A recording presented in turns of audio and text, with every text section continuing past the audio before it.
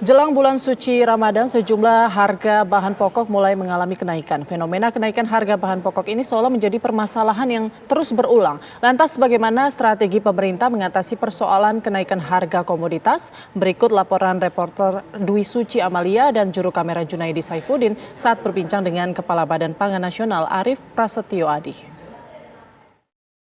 Menjelang bulan Ramadan, harga kebutuhan pokok kerap kali mengalami kenaikan bahkan berulang setiap tahunnya. Sebut saja di awal tahun 2022 ini menjelang bulan Ramadan pada pekan depan, ini harga kenaikan barang pokok seperti halnya bawang putih ini sudah mengalami kenaikan. Dari sebelumnya harganya menjadi Rp28.000, kini rata-rata di pasaran harganya mencapai Rp35.000. Nah, sebenarnya seperti apa sih yang terjadi di pasar, mengapa setiap tahun selalu berulang, dan apa yang menyebabkan ataupun faktor apa yang menyebabkan hal ini?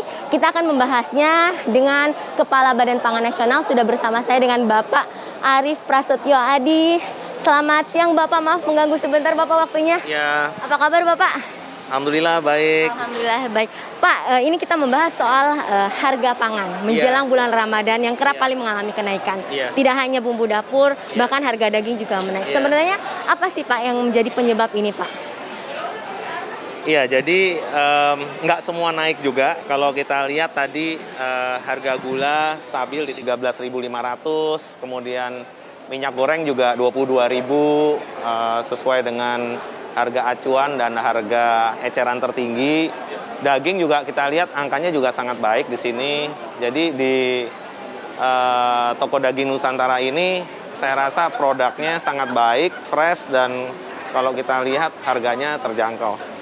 Pak, kita berbicara soal harga di pasaran ya Pak secara umumnya, dan beberapa pendapat menyatakan bahwa sebenarnya kenapa kenaikan harga ini setiap tahun berulang karena pemerintah memberikan penentuan harganya di mekanisme pasar. Nah, Bapak menanggapinya seperti apa sih pendapat yang menyebutkan hal ini begitu Pak? Iya, jadi saya baru dilantik per 21 Februari 2022 lalu. Ya. Setelah itu saya sekarang menyiapkan struktur organisasi, kemudian saya sedang menyiapkan juga ya bagaimana ke depan supaya ini tidak terulang. Artinya negara setelah ini akan memiliki stok ya untuk 9 produk yang ada di Perpres 66 tahun 2021. Jadi beras, jagung, kedelai, bawang merah, bawang putih, gula konsumsi, telur ayam, daging ayam, daging sapi, dan daging kerbau. Berikutnya lagi adalah cabai. Cabai itu biasanya cabai rawit merah ini. Ya, boleh sambil dilihatkan. Jadi ini cabai rawit merah, kemudian cabai keriting. Ya, ini nanti produk-produk yang kita ini harus punya stok, dan saya juga akan sampaikan bahwa ini akan membantu kita di hulu dan di hilir. Pak, ini kan kita juga kemudian berbicara mengenai stok menjelang Lebaran, maksudnya saya menjelang Ramadan dan bahkan nanti akan Lebaran juga kan tentu stok ini juga harus dipastikan aman begitu ya Pak. Nah, sejauh ini untuk dari data dari Badan Pangan Nasional sendiri untuk stok menjelang Ramadan lah khususnya yang terdekat ini sudah cukup aman ya Pak? Iya, saya sangat dekat dengan Kementerian Pertanian, dengan Pak Syahrul Yassin Limpo, dengan jajarannya, kemudian dengan Pak Menteri Perdagangan, Pak Lutfi, baru saja kemarin juga koordinasi masalah stok, kemudian 1, 2, 3 bulan ke depan seperti apa. Jadi saya rasa dengan adanya Badan Pangan Nasional hari ini menjembatani beberapa kementerian lembaga, terutama di stakeholders pangan, untuk melakukan konsolidasi. Jadi yang akan kita kerjakan, dan mungkin hari ini sudah kita kerjakan sama-sama bersama ya dengan Pak Menteri Perdagangan dan Menteri Pertanian, soal data itu semua sudah sama. Ya, tinggal kita sekarang mengatur stok cadangan ini mau sampai berapa bulan. Ya. Kemudian akan dilihat barang-barang mana yang umur simpannya panjang atau yang umur simpannya pendek. Nah, di situ saya juga sampaikan bahwa keberpihakan kepada teknologi itu menjadi penting. Jadi pada saat misalnya kita bicara cabai yang shelf life-nya pendek, itu kita harus apa? Pada saat kita bicara beras, itu kita bisa stok sampai berapa lama dengan misalnya kadar air berapa. Kemudian kalau kita bicara ayam, ya, kalau di luar negeri seperti ini. Jadi ayam, daging gitu ya. Frozen seperti ini ya, ini sebenarnya lebih hygiene gitu. Nah, edukasi kepada masyarakat mengenai fresh atau frozen products ini menjadi penting.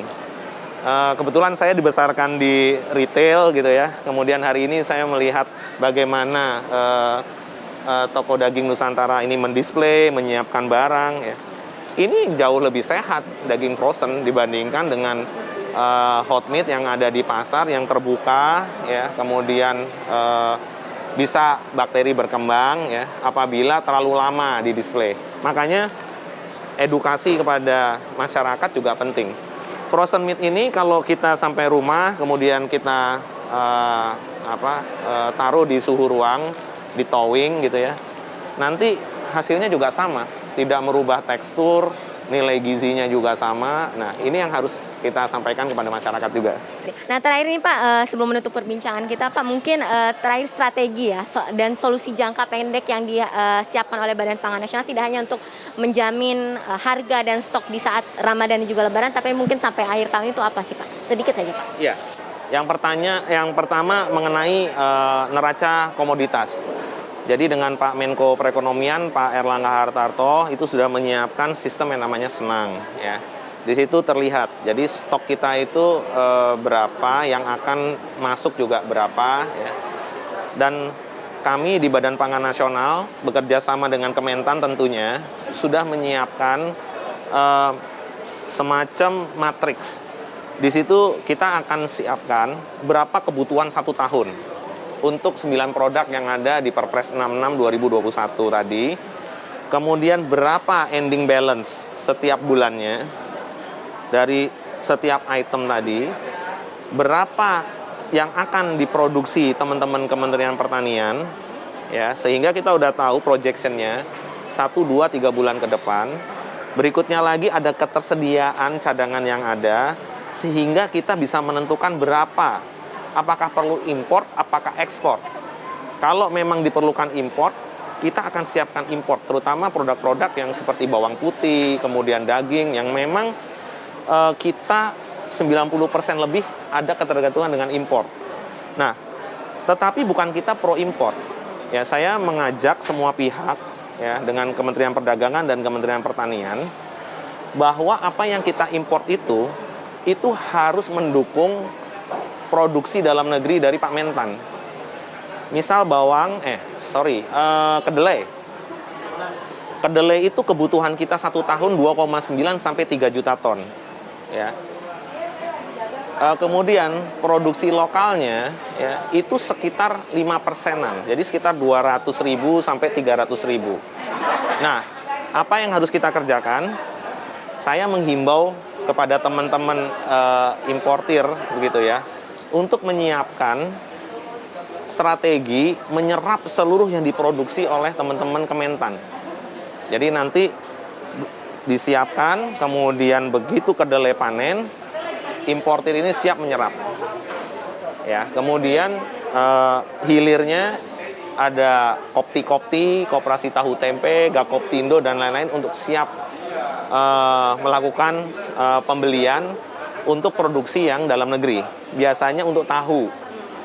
Kalau yang dari luar biasanya untuk tempe karena butirnya lebih besar. Jadi lebih seperti tempe begitu.